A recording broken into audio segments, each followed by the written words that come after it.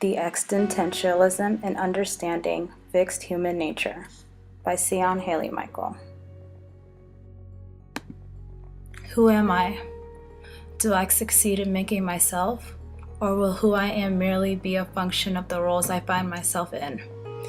These questions define a condition on self-making, which the Stanford Encyclopedia of Philosophy refers to as authenticity. The act of choosing freely from among different possibilities shapes an authentic existence. There is potential to become more than one is. Existence is purposeless and absurd.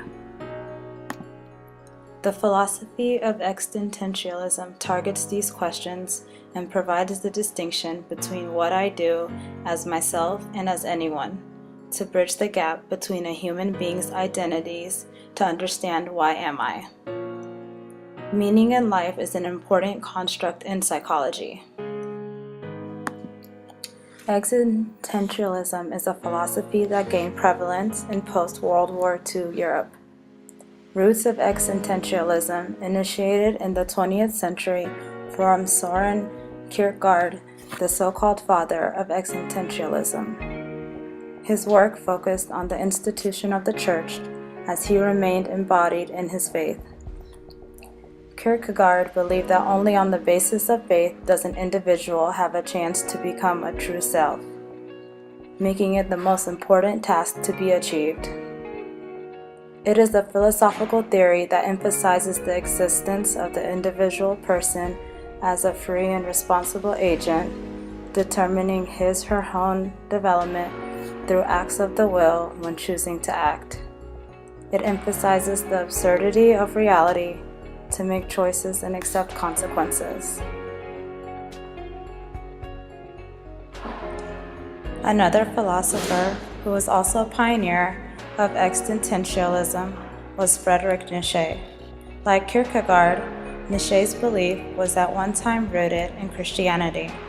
However, he challenged the foundations of Christianity and traditional morality, as his interest lied in the enhancement of individual and cultural health, and believed in life and the realities of the world we live in. Nietzsche asserted that the human being must craft his or her own identity through self-realization without relying on a god or soul. Following the Second World War, existentialism became an eminent philosophical and cultural movement, primarily through the public distinction of two French writers, Jean-Paul Sartre and Albert Camus.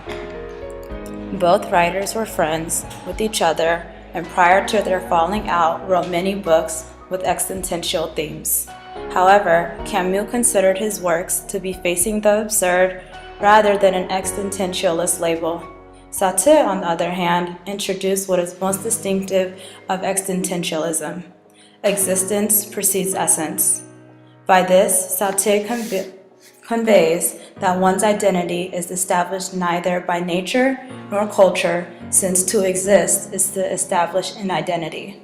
By posing the acts that constitute him, he makes his existence more significant.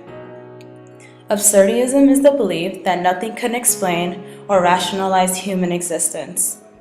In Albert Camus' novel, The Plague, he conveys that the modern world is full of injustice. Millions work in repetitive, exploitative jobs. Camus believed that we should rebel against these absurdities by refusing to participate in them. In the case of Camus, for example, man's existence was absurdism in the flesh. Camus states, "Death means nothing to men like me. It's the event that proves them right." This supports the concept of nothingness and death, in which death hangs over all of us, and it is our awareness of it that can bring freedom or anguish. Existentialism is not a unified school of thought, but more of an attitude or mood expressing the cultural ferment of the age through philosophy and literature. Existentialists believe there is no fixed human nature to begin with, whether good or evil. Existentialists reject both the arguments that human beings are good by nature but are ruined by society or culture, and that individuals are sinful by nature but can be helped to defeat sin through proper religious beliefs.